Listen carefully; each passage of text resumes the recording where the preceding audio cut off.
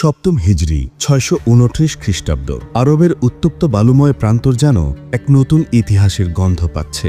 বছরের পর বছর যুদ্ধ, রক্ত আর নির্যাতনের পর অবশেষে সেই দিন এলো যখন মক্কের কাফেররা, যারা একসময় ইসলামের নাম শুনলেই ঘৃণায় ফুঁসে উঠত, আজ তারা নিজেরাই রাসূলুল্লাহ সাল্লাল্লাহু আলাইহি ওয়াসাল্লামের সাথে এক শান্তি চুক্তিতে স্বাক্ষর করল। হুদাইবিয়ার সন্ধি, একটি চুক্তি যা ছিল দেখতে নরম, কিন্তু ভিতরে ভিতরে ছিল এক অদ্ভুত শক্তির আগুন। এই সন্ধির মাধ্যমে কুরাইশরা এক অঘোষিত স্বীকৃতি দিয়ে ফেলেছিল, ইসলাম এখন আর কোনো উপজাতি ধর্ম নয়, এটি এক সত্যিকারের শক্তি, এক বাস্তবতা, এক অপ্রতিরোধ্য জোয়ার। রাসূলুল্লাহ সাল্লাল্লাহু আলাইহি ওয়াসাল্লাম সেই দিন নদীর মোহনায় দাঁড়িয়ে দূরে তাকিয়েছিলেন।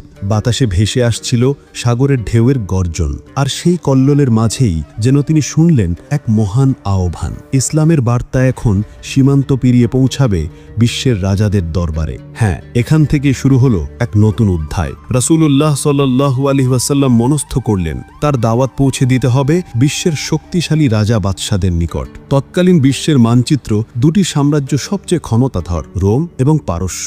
রোমের সম্রাট ছিলেন হেরাক্লিয়াস, একজন জ্ঞানী, দূরদর্শী ও যুদ্ধক্লান্ত রাজা, যিনি মাত্রই পারস্যিকদের বিরুদ্ধে এক রক্তক্ষয়ী যুদ্ধে বিজয় অর্জন করেছেন। রাসূলুল্লাহ সাল্লাল্লাহু আলাইহি ওয়াসাল্লাম প্রেরণ করলেন প্রখ্যাত সাহাবী দেহিয়া কালবি রাদিয়াল্লাহুকে এক পত্রসহ রোমান সম্রাটের উদ্দেশ্যে। চিঠির ভাষা ছিল সরল, কিন্তু বাণী ছিল বজ্রের মতো। বিসমিল্লাহির রহমানির রহিম। আল্লাহর বান্দা ও রাসূল মুহাম্মাদের পক্ষ হতে রোম সম্রাট হেরাক্লিয়াসের প্রতি আমি আপনাকে ইসলামের দাওয়াত প্রদান করছি। ইসলাম গ্রহণ করুন, নিরাপদে থাকবেন। এই চিঠি হাতে পেয়ে হিরাক্লিয়াস থমকে গেলেন।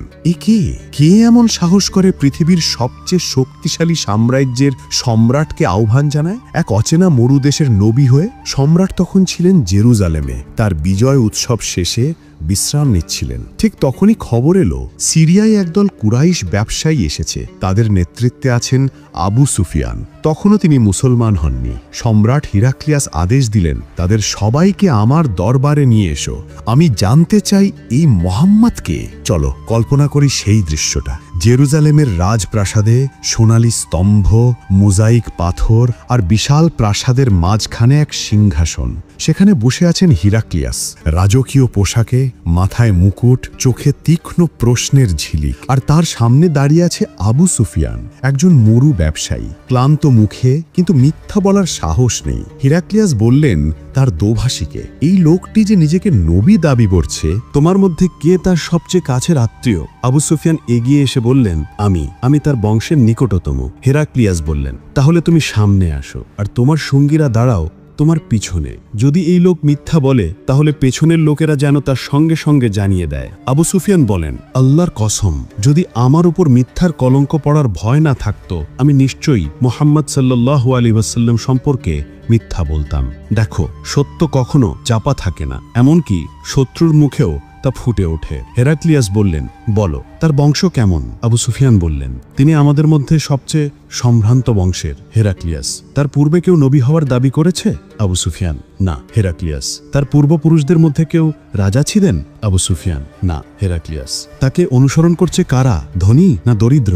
আবু সুফিয়ান, দরিদ্র শ্রেণীর লোকেরা। হেরাক্লিয়াস থামলেন, কিছুক্ষণ ভাবলেন, চোখ বন্ধ করে নিজের হৃদয়ে প্রশ্ন করলেন, এ কি সেই নবী যার কথা পবিত্র গ্রন্থে বারবার শুনেছি? তারপর আবার প্রশ্ন করলেন, তার অনুসারীরা কি ক্রমে বৃদ্ধি পাচ্ছে না হ্রাস? আবু সুফিয়ান উত্তর দিলেন, না, বরং তারা দিন দিন বাড়ছে। তাদের কেউ দিন গ্রহণের পর তা ত্যাগ করেছে? না। হেরাক্লিয়াস ধীরে, আমি তোমাকে জিজ্ঞেস করেছিলাম, তোমরা কি কখনো তাকে মিথ্যা বলতে দেখেছ? আবু সুফিয়ান, না। তার কোনো অঙ্গীকার ভঙ্গ করেছেন?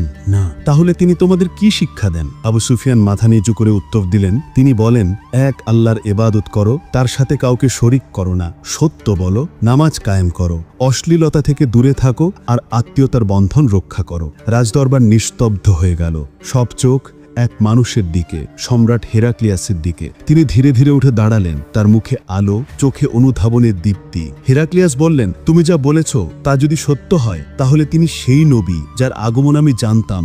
আমি নিশ্চিত অল্প দিনের মধ্যেই এই নবীর রাজ্য এই ভূমির নিচ পর্যন্ত পৌঁছে যাবে। তারপর সম্রাট হেরাক্লিয়াস আনতে বললেন রাসূলুল্লাহ সাল্লাল্লাহু আলাইহি ওয়াসাল্লামের পাঠানো সেই চিঠি। দেহিয়া কালবি রাদিয়াল্লাহুর হাতে লেখা চিঠিটি পাঠ করা হলো প্রাসাদের কেন্দ্রে। হে আহলে কিতাব, এসো এমন একটি কথার দিকে যা আমাদের ও তোমাদের মধ্যে অভিন্ন।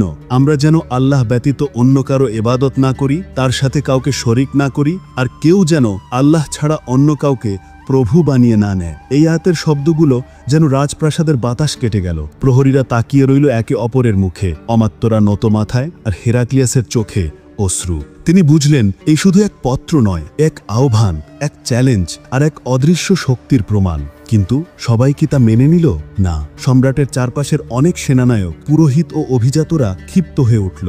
এ তো রাজ্যের জন্য হুমকি, এ এক মরুভূমির জাদুকর। প্রাসাদের শোরগোল, চিৎকার, উত্তেজনা। সম্রাট শান্ত মুখে বললেন, তোমরা চাও বা না চাও, সত্য একদিন রাজপ্রাসাদেও প্রবেশ করবে। আবু সুফিয়ান দরবার ছেড়ে বেরিয়ে এলেন। তার মনে ঝড় বয়ে যাচ্ছিল। তিনি ভাবলেন, যদি রোমের সম্রাটও এই নবীকে ভয় পায়, তাহলে নিশ্চয়ই তিনি সত্য। সেদিনই তার হৃদয়ে ঈমানের বীজ রোপিত হয়েছিল, যা পরে একদিন পূর্ণ বৃক্ষে পরিণত হলো। বন্ধুরা, এই কাহিনী শুধু ইতিহাস নয়, এক শিক্ষা। দরিদ্ররাই প্রথম সত্যকে গ্রহণ করে, আর যে মানুষ সত্য খোঁজে, আল্লাহ তাকে তা চেনবার শক্তি দেন। তুমি যদি জানতে চাও এই নবের দাওয়াত কিভাবে পৌঁছে গিয়েছিল পারস্যের রাজদরবারে, যেখানে এক পত্রের জবাবে রাজা পত্র ছিঁড়ে ফেলেছিলেন, তাহলে এখনই ক্লিক করো এই ভিডিওতে। যখন পারস্যের রাজা রসুলের চিঠি ছিঁড়ে ফেলল, সত্যের ইতিহাস এখানেই শেষ নয়, এ কেবল শুরু।